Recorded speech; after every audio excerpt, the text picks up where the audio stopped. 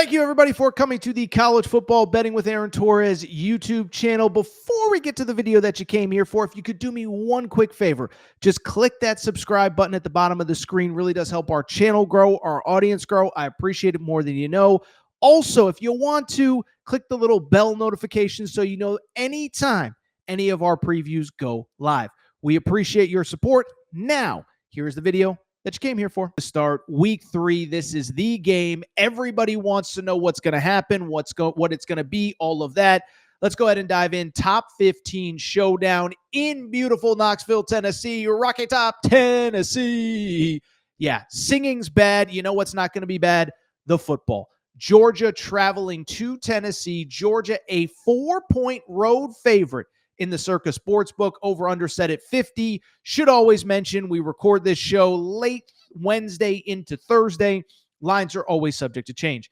As far as this game is concerned, let's go ahead and dive into these two teams. I want to start with Tennessee because to me, Tennessee, now it's early. We're only 2 weeks in. They haven't started SEC play yet like 15 out of 16 SEC teams.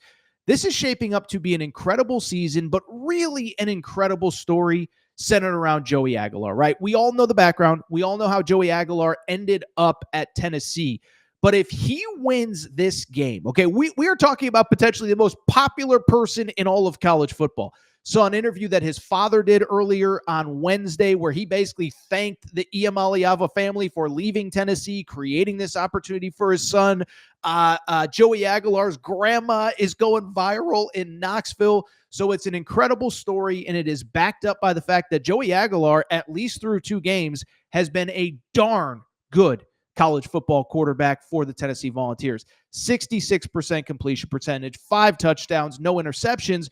But I think the thing to always remember with Tennessee is that when it comes to the Tennessee Vols, we talk about Heupel and we talk about the run game or we talk about Heupel and we talk about the quarterbacks, right? I get it. I get that's how it works, whatever.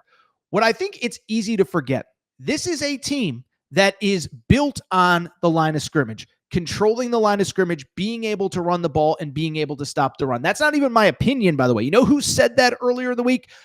Kirby Smart. He said, great on the O-line, great on the D-line. That is how they play football.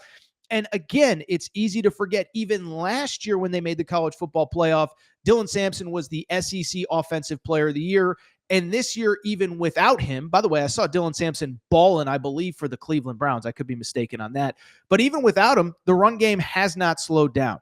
Star Thomas and Deshaun Bishop have combined for 4 touchdowns, about 300 yards rushing in 2 games. The Tennessee run game is averaging 6 yards per carry. Now, listen, I know they played Syracuse and East Tennessee. I know there's not too much reason to get excited over those 2 games. But the counter to that is, listen, we only have 12 data points over the course of a college football regular season, and through 1/6 of the season, Tennessee does not appear to have missed a beat offensively. Things are clearly going to get tougher starting this weekend. As far as the defense, credit to Tennessee, man. Listen, again, it's a team that I think we think of them as this offensive juggernaut, but let's not take away what Tim Banks, what that defense has done. They weren't great in week 1 against Syracuse, but even the Syracuse game is a little bit deceptive solely from the fact that they kind of jumped out to a pretty comfortable lead. And then at that point, Syracuse kind of scored some garbage time points late when the game was already out of hand. I mean, they jumped out to a 17-0 lead in that Syracuse game. But I do think there is something noteworthy in this game, and that is that Tennessee will be without its 2 starting cornerbacks in this game. Jermon McCoy, who many believe is the best cornerback for the NFL, like from an NFL draft perspective, he has been out. The other starting cornerback will be out in this game as well. So that's the Tennessee perspective. Now, I think what'll be interesting from the Georgia perspective, can they take advantage of that situation with Tennessee, especially in the secondary? And listen, as far as Georgia's concerned, we know what the big story is. It's Gunnar Stockton making his first career road start. And it's kind of crazy to think about with Gunnar Stockton, right? I mean, this is a guy. This has to be like the craziest stat in, I don't know about the history of college football, but it's certainly up there.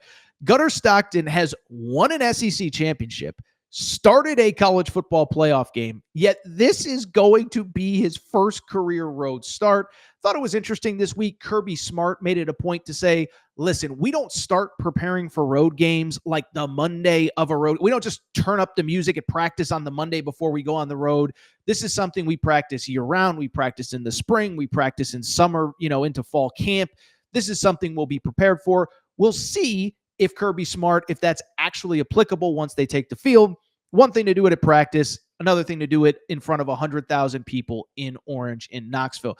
Good thing for Gunnar Stockton, no different than Joey Aguilar. In theory, not going to have to do it alone. I think what is interesting about Georgia is there was a clear weakness last year that appears to have been addressed, but the big question is, has it actually been addressed, or is it just that Georgia has played a light schedule so far with wins over Marshall and Austin Peay? That really, there were two things that needed to be addressed on the offense. The first one was the run game. I think it's easy to forget this now, and part of it was Georgia played some great defenses last year. Ole Miss was basically one of the top 2 or 3 defenses in the country. Same with Tennessee, was right up there. Texas, they played twice, whatever. I think people forget this, though. Out of 130 whatever teams in college football, Georgia was 102nd nationally in rushing.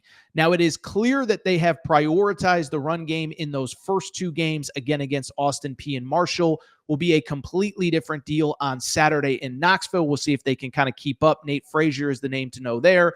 And then I think equally of note, this is another part that's very easy to forget, is that the pass game, I don't want to say the pass game, the wide receivers specifically just let down Carson Beck last year. Now, I'm not here to say that it wasn't at all Carson Beck's fault. He did regress, but I think why I was a little defensive of Carson Beck a year ago was because of the fact that I kind of just felt like the run game hasn't been very good. The receivers, this is the stat, they led the Power 4 in drops last year. It's not a made-up stat. That's a real thing that actually happened.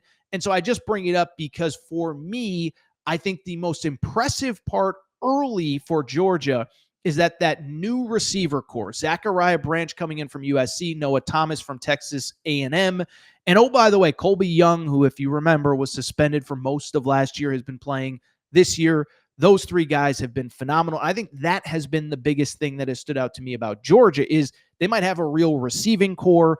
And obviously it's an upgrade from a year ago when they led college football, and certainly the Power 4 in dropped passes.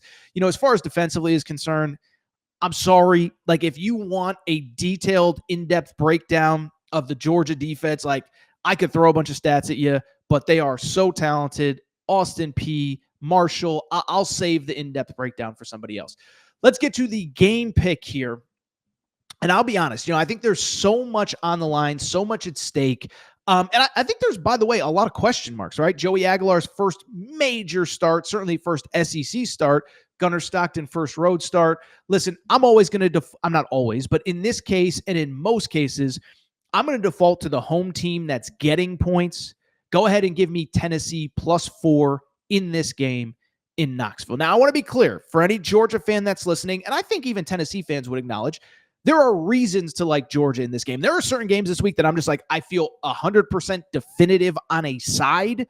This is not one. And if Georgia were to win this game outright and cover it, wouldn't shock me. They're the Georgia freaking Bulldogs, right? But there's a couple things that I think factor in here. First of all, again, 100,000 people in Knoxville. And I think it's a home game, road start for Gunnar Stockton. As I said earlier, you can simulate everything in practice. It's a different deal when you step on that field, okay? But at the same time, when I look at Tennessee, I do think there are a couple other variables that come into play in this game. I think, first of all, from the defensive side, front 7 is still very good. And I think with Georgia, it'll be interesting. Now, we're recording Wednesday night. The injury report has not come out yet. But 2 of Georgia's starting offensive linemen left last week's game with minor injuries. Now, they should be good to go come Saturday, but are they at 100%? What does that mean? Best defensive line they faced. And oh, by the way, one of them is a true freshman. So it's not only Gunnar Stockton making his first career road start, but a pseudo reshuffled O-line, including a freshman Juan Gaston starting at right guard. Just think that is worth noting, okay? But I think that is part of it. But I think the other thing that, to me, I just think, look, Josh Heupel's that dude. And listen, this is actually an interesting game because this is the only mountain that Josh Heupel, for lack of a better term, has not climbed. He's beaten Alabama twice. He's beaten Florida a couple times. They haven't beaten Georgia, but I think it's worth noting his two best teams, this is Heupel I'm talking about, had to go to Georgia. 2022 with Hendon Hooker, and then, of course, last year when they made the college football playoff. Well, this team gets this game at home. I think the crowd is going to be great. Listen, I like Tennessee to win. I do. But I also like the +4 even more. That's my official pick is +4. But I do think Tennessee wins this game. I think it's going to be a great game. I think these are two legitimate top 10, top 12 college football legitimate playoff contending teams. And oh, by the way, let's give credit even before we get to these other games with, Josh Heupel, being able to integrate Joey Aguilar. Because I think a lot of people thought that this team was going to take a deep, deep, deep fall post the previous quarterback. We don't even have to name his name. Listen, I think Heupel is proving himself to be one of the great coaches in this sport. I have Tennessee +4. I have him winning outright, but the official pick is +4.